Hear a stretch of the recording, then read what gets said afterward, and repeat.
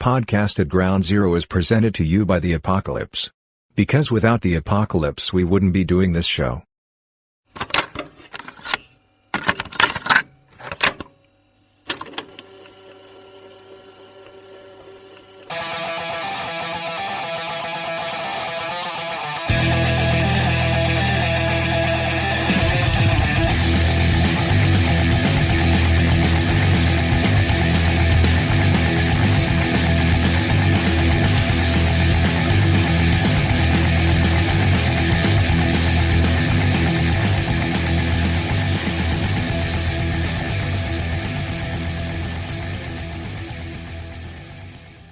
Greetings, friends of the Apocalypse. This is Podcast at Ground Zero, your home for the Apocalypse, for episode 88, Awake.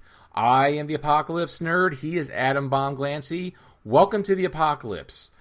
Good evening, folks. Good morning, good afternoon, good day, wherever you're at. Good night. I got to cover all the bases. So tonight, or today, I keep on saying tonight because it's night where I'm at and Scott's at or recording. It's not necessarily night when you're listening to this. So we're going to cover apocalyptic or pre into the post-apocalyptic movie that is available on Netflix called Awake. It is a sleep deprivation apocalypse. So Scott watched it, recommended it on a previous show. I watched it. So tonight is actually a good kind of review-ish. I don't say we're really reviewing movies because I don't think we're really good at reviewing. We're just kind of good at talking about it and spoiling stuff. You know, we're great at spoiling movies. We do that very well. Oh yeah. And I'm okay with spoiling this because tonight Scott and I have a difference of opinion on this movie. Scott enjoyed it. I not so much. I didn't hate the movie by any means. It's meh. It didn't thrill me, you know. Dare you, heretic, disharmony. You are not of the body. I'm not. Landru. I call upon Landru. Yes. Sorry. We're going to have to throw you out of the shelter because you'll have to leave the silo because you are disharmonious. But yeah, we actually have a difference of opinion on some apocalypse. I can't exactly call it post-apocalypse. It's a pre into post. But the good news is it'll also get us into our other topic for tonight, where we're going to discuss a little bit about, Well, not on this episode. Oh, we're going to save that for next one? Okay. We're going to do as two separate episodes. Okay. Excuse me. For a following episode. Our following episode. A very special episode. Tonight, a very special episode of Podcast at Ground Zero. See, now I'm going to have to do that as the intro for the next show.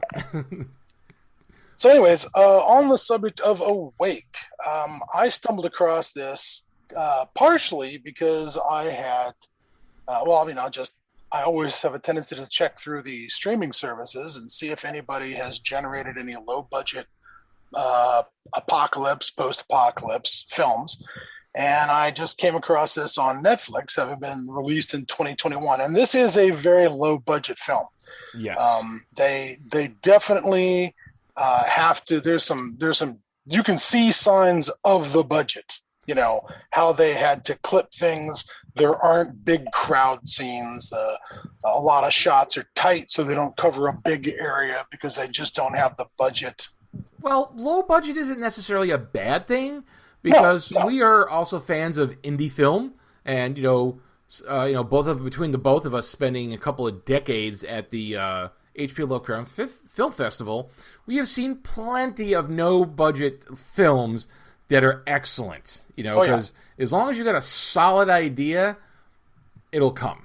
We'll forgive lack of budget, no professional actors, things like that, as long as somebody had a good idea and they kind of stuck with their guns. I love it when anyone takes something that seems weird or off kilter and sticks with it because they want to deliver something different, new, and original. And Awake is not an apocalypse that I had previously seen on film. That is, well, I thought there have been. I thought there was another post-apocalyptic film about the same subject. There is a post-apocalyptic book that I read called Black Moon. Oh, it was a book. I thought it was a movie. Okay. Yeah.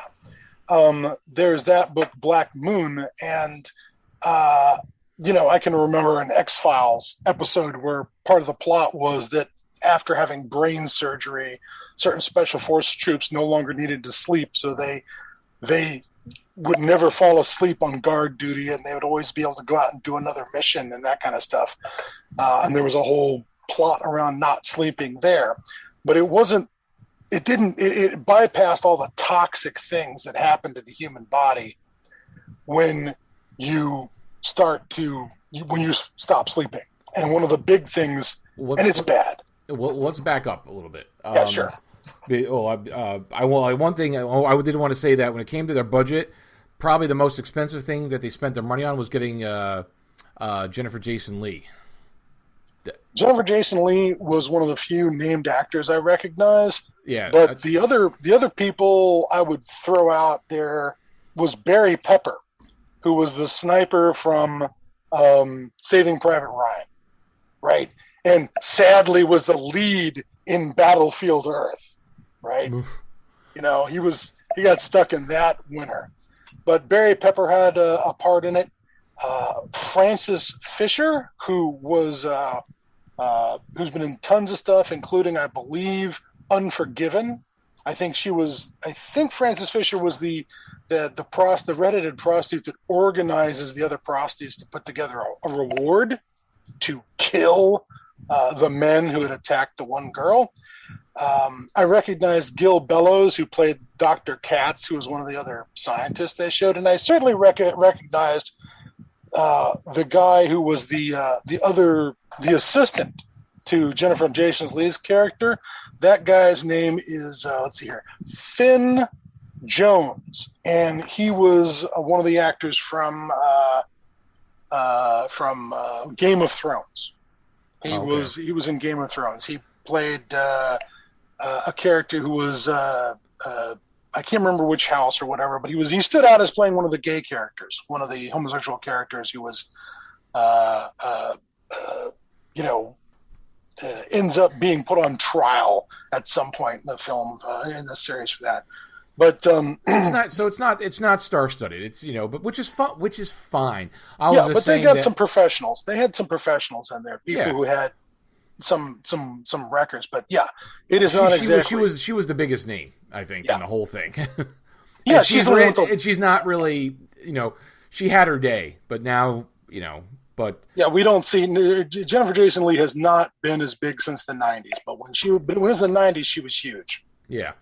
So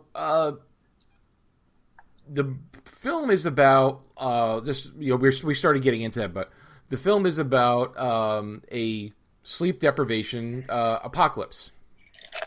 It's an event happens and people are not able to sleep anymore for the most part. There is a few holdouts, like people who can sleep, but in general, people can't sleep. So that's the whole premise of the movie. And based on that, the apocalypse is going to be over with in a few days. Because when they're talking about how long you can go without sleep, one of my favorite things about going without sleep is apparently it can cause your brain to swell. Mm-hmm. And when your brain starts to swell, it starts to impact the inside of your skull and cause brain damage and hallucinations and aberrant behavior. And my favorite part is that it can swell so much it'll herniate out the bottom of your skull. The connection between your spinal column and your brain, there's a place for your spinal cord to go through. Your brain will swell up so much it'll get pushed out that hole, and the part of the brain that gets pushed out that hole is the bottom of the brain, the part that is in charge of autonomic functions like heart, lungs, things like that. Your lizard brain is down there, and having no sleep for days, like 4 days, will kill you dead.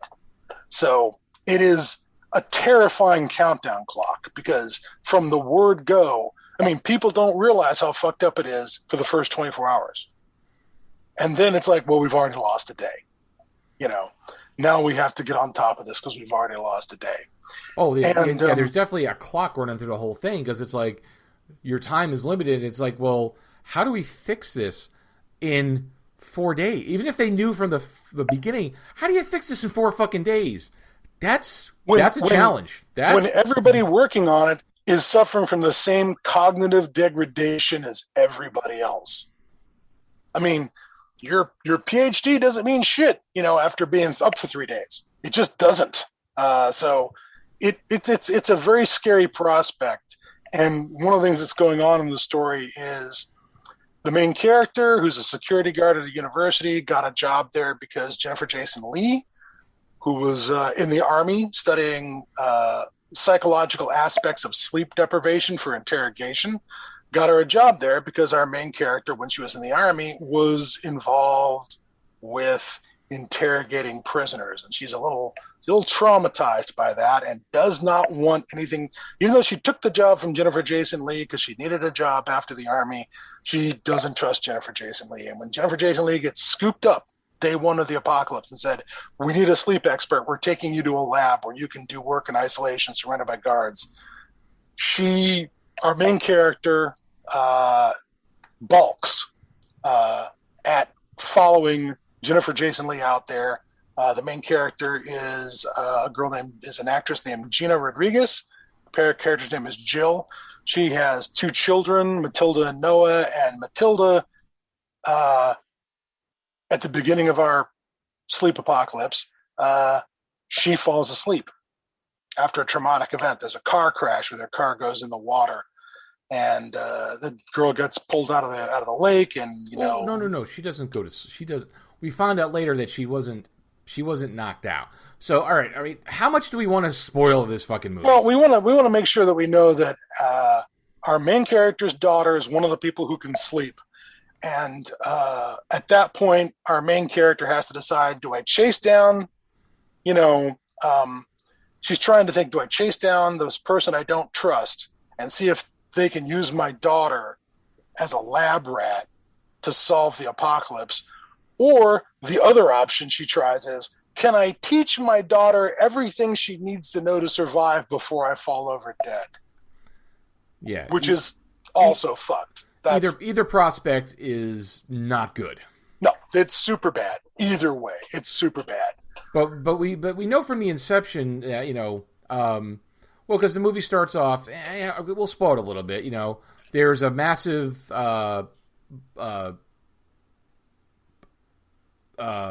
There's like an EMP event. Yeah, they assume it's an EMP because everything gets fried.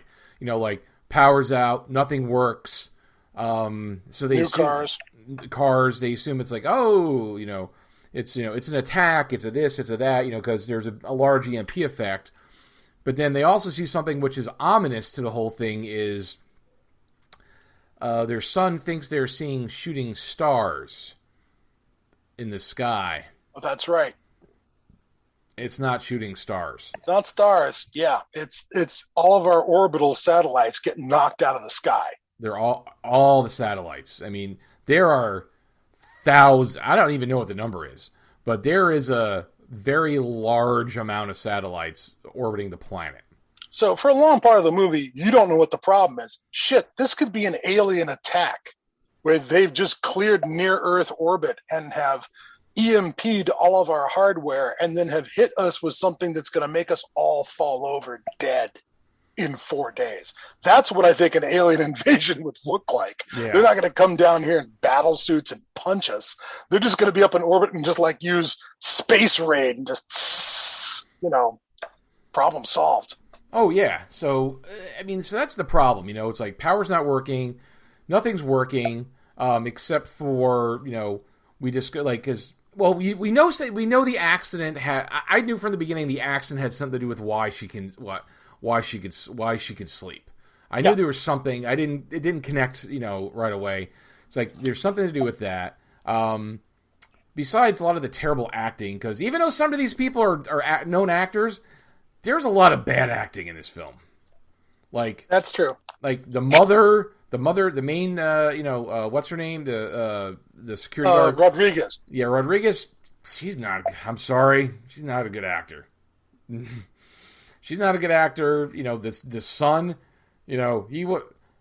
Stop it, Mom. He was terrible too. Yeah, you know? He's whiny in a situation where we should be past whiny. We should be past being exasperated with Mom.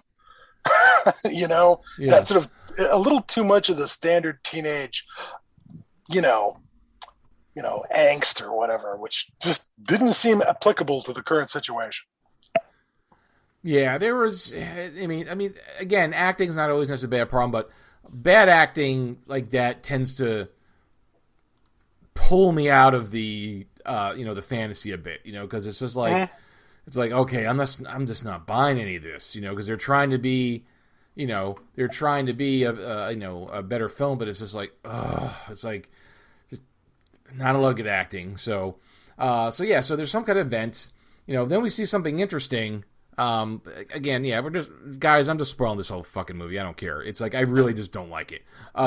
So he's happy to spoil it because he was unhappy with the scenario. All right. I know. I'm being a dick. I'm sorry, but when the military pulls up in Willie's Jeeps, you knew something. Well, that was a good call too. The first time I saw the old World War II Jeeps show up, my first thought was like, what the fuck? Well, man, their budget is really fucked up. They couldn't even get Hummers. And then it's like, no, the whole point is the older the vehicle, the more resistant, the easier it is to repair from the EMP event. Yeah. So when the Army's driving around their open top World War II Jeeps, I was like, oh. Okay, I'm happy. Now I'm happy. It was smart. I did like that. It was good. And then you see some other people, who knew about cars, working on old cars, like trying to get them up and running because they're like, was the battery in it? Because if the battery wasn't in it, then it didn't get fried. And they some people got some older cars started, because again, less electronics to get fried, and even what little was there, you could, easily replace a few things, as long as it wasn't, totally fucked up, just replace the battery, maybe some spark plug wires, whatever you could replace. There's not a lot of electronics, in those, so that's why you could get them running up again, hopefully. Yeah. And so, it has a number of fairly smart writing tricks in it. One of the things I also liked was there's a bit where, they see a couple of guys chase off in a vehicle after they see an Army vehicle go by, and like, oh, we got to take their stuff. They probably have supplies, and they chase off after the Army vehicle. They don't show what happens, but I really like that you roll up on that vehicle later, and it's just Swiss cheese, And there's shell casings everywhere. Everywhere, yeah. That the guys in the Jeep are jumpy as fuck and just erase these guys who are come to try and take their gear in their Jeep. And I was just like, okay, we're gonna have to approach the Army guys real careful, or they're just gonna turn us into a colander.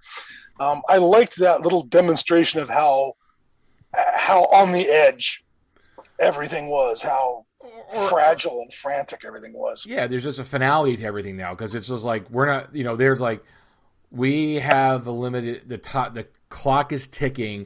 We're not playing at all. Yeah. It now the so-called lab that they get to looked like they got like a literally just sort of a modern house in the woods to film it in.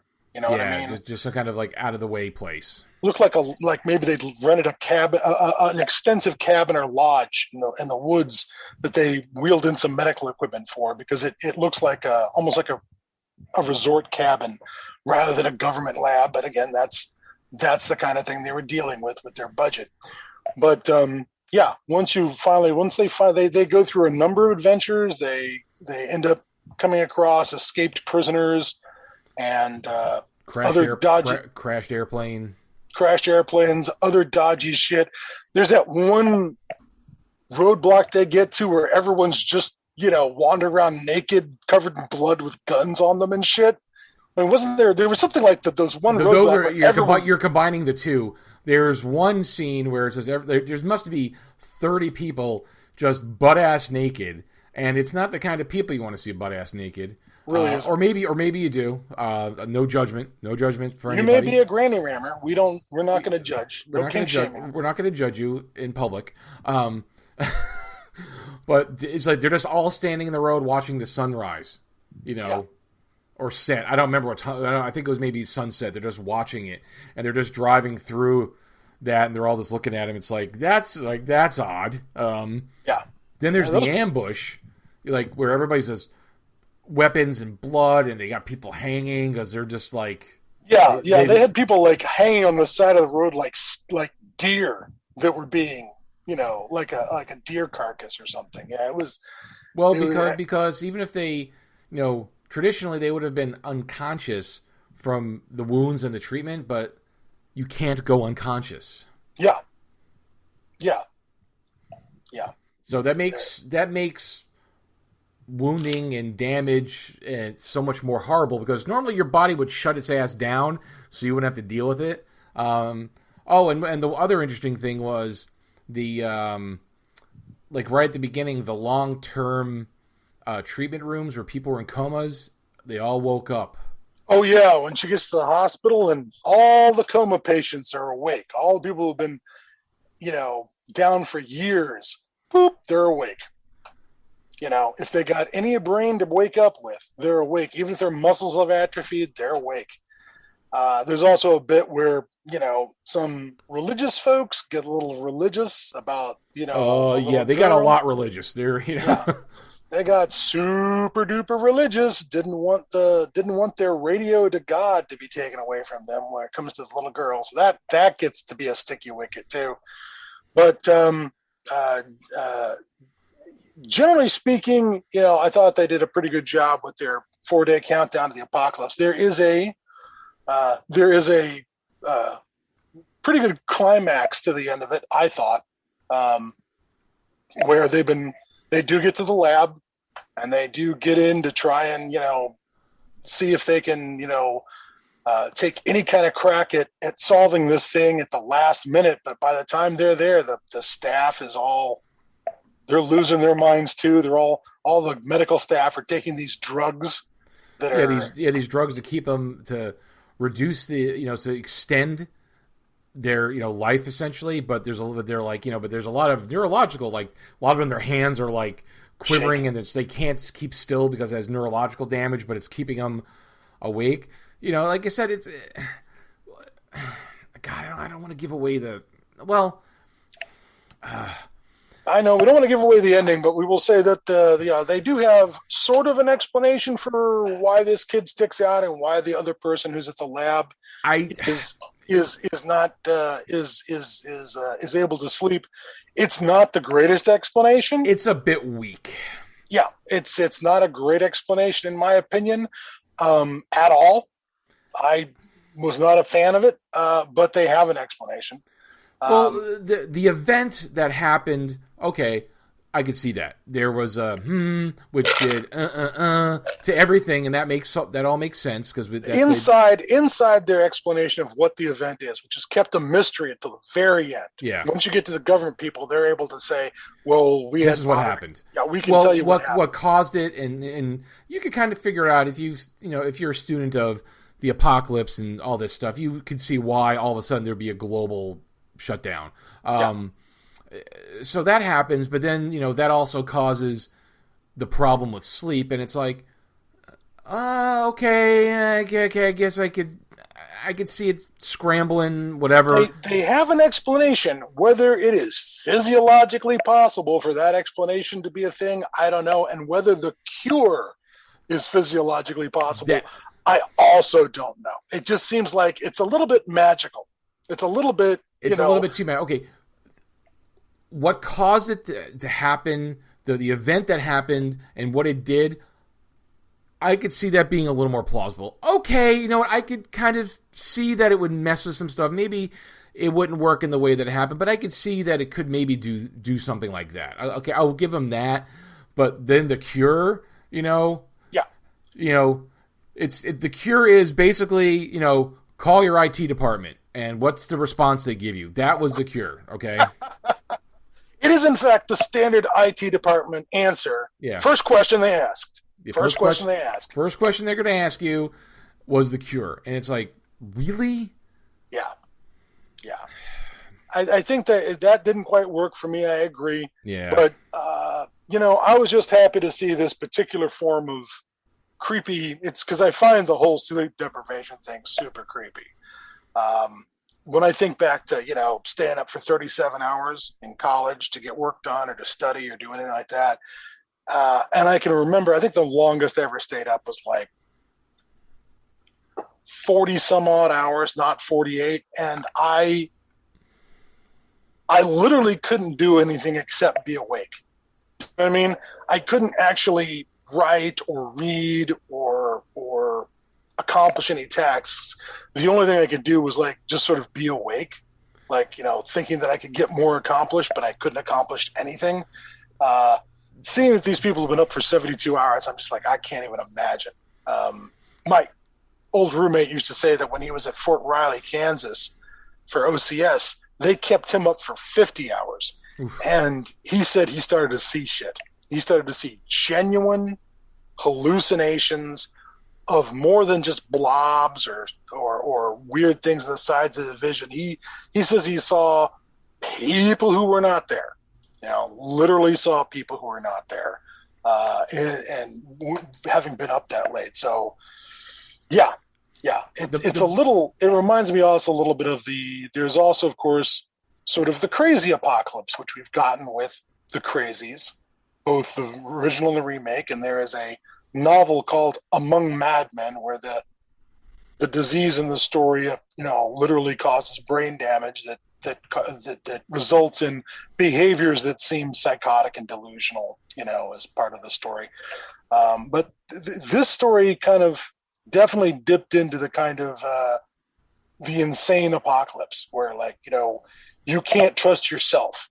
You become an unreliable narrator in your own life because you can't trust it. What you see, what you hear. You can't trust the input you're receiving because you don't know. Which then, okay, I'm gonna tie this into Dark Star. So please do. How do you know that the order? I don't remember the whole bit, but it's like, you have to teach the bomb about phenomenology. Yeah. What is your one purpose in life? To explode, of course. But you don't want to do that on bad information. It's like it does, Well, no.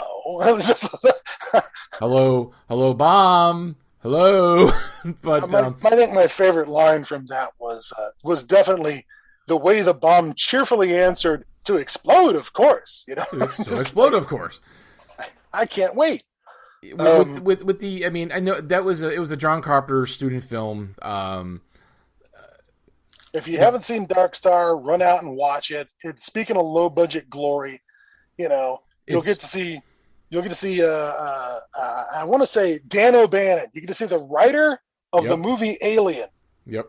Fighting a alien beach ball. Yeah, that's the only part. It's like, if we didn't have the beach ball part, I think it would have been a fantastic. It's a good movie, but it would have been even better. But yeah, that movie's fantastic. And you know what? You didn't like the giant beach ball in Dark Star because it's like a dress rehearsal for Alien. I know it was just, it could have done without it, but I don't particularly like country music, but oh dear. But the beginning, so the intro and outro song, Benson, Arizona, that's a great fucking song because it's about relativity and time and space travel. It's a catchy song. Yep, I agree. If you're going to have, and besides, that was made back at a time when country music was all about how the man is sticking it to you and how you're too poor to buy a new truck and your wife's just left you. The country message music back then was all misery and strife, and which is what space travel, I suspect, is going to be, is a lot of misery and strife. And All right, when they're arguing about how many shares they're going to get in Aliens, let's talk about the share situation. Yeah, that sounds like a country western situation to me. Oh yeah, but we'll circle back. But anyway, that was my Dark Star reference. Dark Star. That was my Dark Star reference. God, what caused that? So what caused that was the idea of being an unreliable narrator. A narrator story. Yeah. So, yeah, it's I mean, and when everything went pear-shaped there, I mean, that was amusing. The final meltdown. Yeah. Final meltdown was really good. I thought, that was amusing. And what caused it? Again, unreliable information. Oh, but no, I was also going to say, because you said you've been up the most I've ever been up. Like, I don't think I've been up for more than. I've done a little more than 24 hours. I may have done 20. Maybe when I went to Europe, many moons ago, because of the time shift, that was. But if I was in the same locale, traveling aside, but like in the same locale, the best I've ever done was, I might have done like a 26, 28 hour. That was about it. And that was on a Friday night to Saturday because, we tried to do an all-nighter D&D. This was back in like, probably high school or in college. This sounds like the kind of thing where you start off the beginning of the game playing chaotic good, and by the time you're done, you're just playing chaotic because your brain's melting. Oh yeah, I mean, whatever I'd had during the day, and we started playing. We might have started playing like 8 o'clock, but our goal is like we're gonna play till the sun comes up. We made it to probably about 4 in the morning, like maybe 3 to 4. Like we just like. But we just stayed at my buddy's house because we were committed to staying up, and it was like 4, and like we're like, well, McDonald's opens up in a little while because back then there wasn't 24 hours, So they opened at like a 6:45, at least the one by my house where I worked at the time, and my friend. So we might have made it to like 4 or 5. It wasn't long. We probably made it to 4 or 5 in the morning, and then we're like, okay, we just can't do this anymore, and we're like, okay, well. It's like, well, we're gonna, like our goal was originally to get breakfast. So we're gonna go get breakfast. So we stayed up and just kind of laid around for an hour and a half. Then we went to McDonald's, like with the doors open, and they're like, "What are you guys doing here?" We're like, "Oh, we just played D&D all night," and they're like, "Fucking nerds," We had egg, and we had egg. That's the right answer. That is the right response. We had egg McMuffins, and then we all went our separate ways, and we all went to sleep. And like, okay, well, we'll see you tonight. So, and then we played D&D again that night, but not an all-nighter, but we probably played for another good 5-6 hours, so, but yeah, so, I was just adding that to my, staying up late thing. And of course it's related to gaming, of course. Of course. So yeah, like I said, I didn't hate it. I don't want to burn copies of the movie. I just didn't think it wasn't that good. It's going to be up to you, kids. You guys are going to have to run out and hopefully see it on Netflix yourselves and give us a thumbs up or thumbs down on Awake, because we definitely have a difference of opinion here. But I'm also curious to know whether you want to see more sleep apocalypses, or is there another way you'd like to see this kind of an apocalypse done? Because I just think they need to come up with a better way of, well, you know what? No matter how it happens or how they circumvent it, or cure it or whatever, it's still going to be a limited time frame. It's not like, oh, the nukes fell and now we're going to live in the ruins and eat rats and mutated water, whatever. It's not like that. It's like, okay, the clock in that kind of apocalypse, the clock is ticking. Your skull is going to shit your brain down your spinal column in 4 days. That is where you're at. That is the time limit. It is an extinction level event. And there's that charming bit where they show the chimpanzee, which has failed the same way because, oops, they share 99% of our DNA. Yeah. So they're screwed too. We're about to run on. They've had it as well. Yeah. Well, but that's the interesting thing. It was primates, and we're primates. It affected primates, but not any other animal. Yeah. Why did it not affect? Why, if whatever the reason for it happening, why is it just primate brains and not all brains? that's why I thought it was targeted. When it first started, I was like, this is somebody moving into the new planet that decided to bug bomb Earth to get rid of the humans.